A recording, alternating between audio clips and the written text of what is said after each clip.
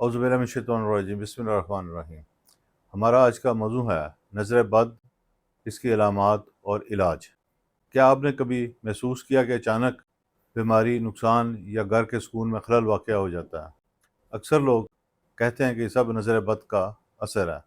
آج کی ویڈیو میں ہم نظر بد کی علامات، قرآنی اور روحانی علاج، صدقات اور قدیم روایات پر بات کریں گے۔ نظر بد کا تعارف تو بہت قدیم ہے۔ نظر بد ایک ایسی نفسیاتی اور روحانی کیفیت ہے جس میں کسی شخص کی شدید حسرت، رشک یا تعریف، کبھی کبھار بغیر اچھی نیت کے بھی، اس سے دوسرے شخص پر منفی طور پر اثر انداز ہوتی ہے۔ نظر بد کا تاریخی ریکارڈ تو بہت پرانا ہے، لیکن ظاہر سی بات ہے کہ نفسی علوم کے بارے میں یہ نہیں کہا جا سکتا کہ یہ کب، کہاں اور کیسے شروع ہوئے۔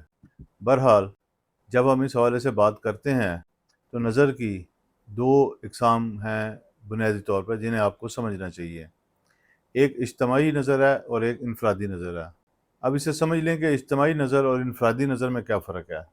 جب ہم اجتماعی نظر کی بات کرتے ہیں تو اس کا مطلب یہ ہے کہ پورے گھر کے اوپر، افراد خانہ کی کثرت کے اوپر کسی کی نظر بد کا اثر واقع ہوا ہے۔ جب ہم انفرادی نظر بد کی بات کرتے ہیں تو اس کا مطلب یہ ہے کہ کسی ایک خاص فرد یا بچے کے اوپر یا بڑے کے اوپر اس کی نظر بد کا اثر ہوا ہے۔ اس کو یوں سمجھ لیں کہ کسی فرد کے گھریلو اور مالی حالات اچھے ہو گئے تو باتیں کرنے والوں نے اس کی خوشگوار مالی اور ازدواجی زندگی کے اوپر منفی کمنٹس شروع کر دیے، یا حسرت یا کمینگی کے ساتھ دیکھنا شروع کر دیا، تو یہ نظر پورے گھر کو متاثر کرے گی۔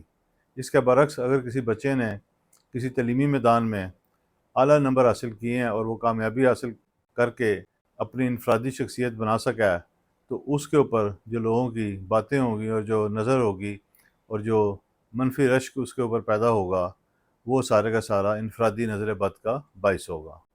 اب آگے چلتے ہیں۔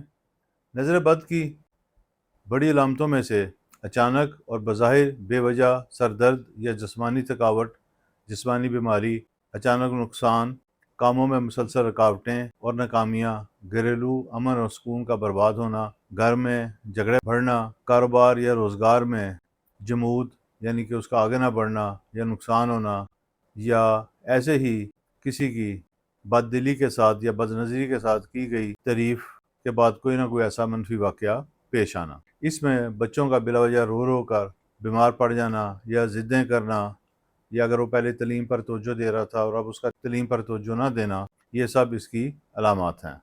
اب جب ہم اس کی حل کی بات کریں تو اس حوالے سے پہلے آپ کو قرآنی حل بتا رہا ہوں، اس کے اوپر توجہ دیں اور اس کو سمجھیں۔ سورہ فاتحہ، سورۃ فلق، سورۃ ناس کو آپ نے 7 مرتبہ پڑھنا ہے، اور اس کے فوراً بعد یا اللہ یا فیضو یا اسلامو یا شافیو کا ذکر آپ نے 3 تسبیحوں کی تعداد میں کرنا ہے۔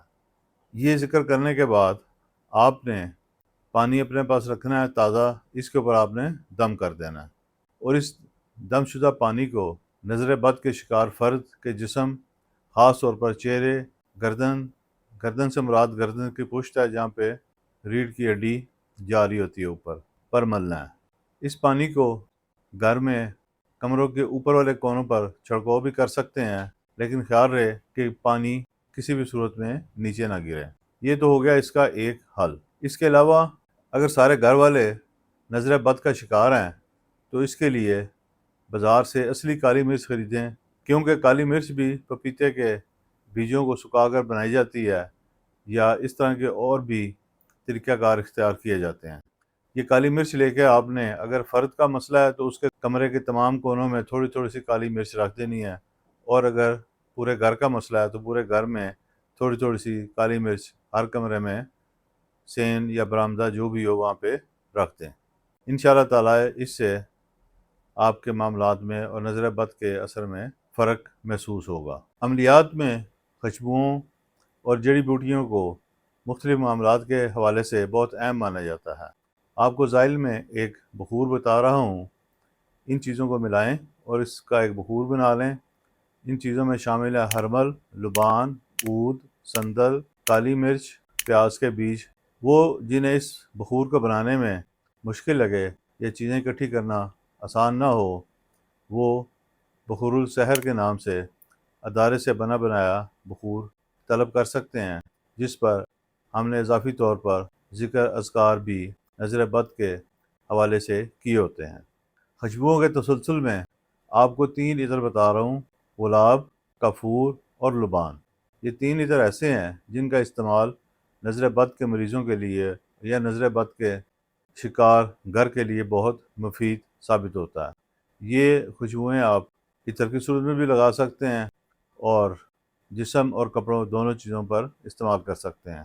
اب آ جائیں صدقات کی طرف۔ صدقہ عام طور پہ ہر فرد کو پتہ ہے کہ رد بلا کے طور پر جانا جاتا ہے۔ نظر بد کے والے سے جو صدقات بتا رہا ہوں انہیں آپ استعمال میں لائیں، انشاءاللہ تعالی یہ بھی معاملات کی شدت کو حل کرنے میں بہتر ثابت ہوں گے۔ اس حوالے سے دودھ، شہد یا کوئی بھی میٹھی چیز مٹھائی کی دکان سے بھی آپ لے سکتے ہیں۔ لبان اور سفید کپڑا یہ آپ صدقے کے طور پر دے سکتے ہیں۔ ایک اور چیز اس حوالے سے بہت مؤثر ہے اور وہ ہے کالی مرغی کے انڈے۔ یہ کالی مرغی کے انڈے الگ سے بیان کرنے کا مقصد یہ ہے کہ وہ مرغی آپ نے دیکھنی ہے، انتخاب کرنی ہے جو واقعتاً پوری کالی ہو، بصورت دیگر اس کا صدقہ جو ہے وہ پورا نہیں نکلے گا۔ اب آخری الفاظ نظر بد کے علاج کے حوالے سے میں نے پوری کوشش کی ہے کہ اسے مکمل تفصیل کے ساتھ بیان کیا جائے کہ اس میں قرآنی اذکار، اسماء حسنہ، صدقات اور عطر، خوشبوئیں وغیرہ بھی بیان کر دی ہیں۔ آپ جس بھی مشکل کا شکار ہوں کوشش کریں اپنا رویہ مثبت رکھیں، اللہ تعالیٰ کی ذات پر یقین رکھیں اور دعا کریں کہ وہ ہر طرح کے شر، حسد اور پریشانی سے حفاظت فرمائے۔ اللہ تعالیٰ ہم سب کی غلطیاں معاف فرمائے، ہمیں دین، دنیا اور آخرت میں کامیابیاں عطا فرمائے۔ اللہ حافظ۔